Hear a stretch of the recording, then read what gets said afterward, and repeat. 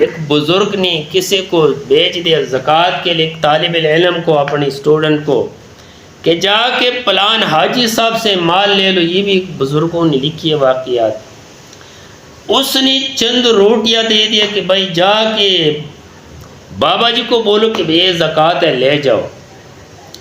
جب لے آیا تو پھر وہ بابا جی کے پیچھے جو دینے والا بندہ تھا وہ آ گیا، اور اس نے کہا کہ بابا جی آج تیرا شاگرد آیا تھا زکوٰۃ یا اللہ کے حق لینے کے لیے، آئندہ واسطے میرے دروازے پہ کوئی بھی طالب علم نہ آوے۔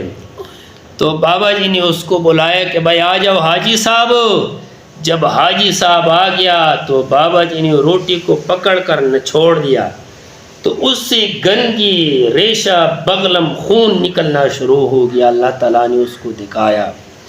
بابا جی نے اس سے کہا کہ یہ کیا ہے؟ اس نے کہا مجھے پتہ نہیں، یہ تو آپ لوگوں کا جادو ہے۔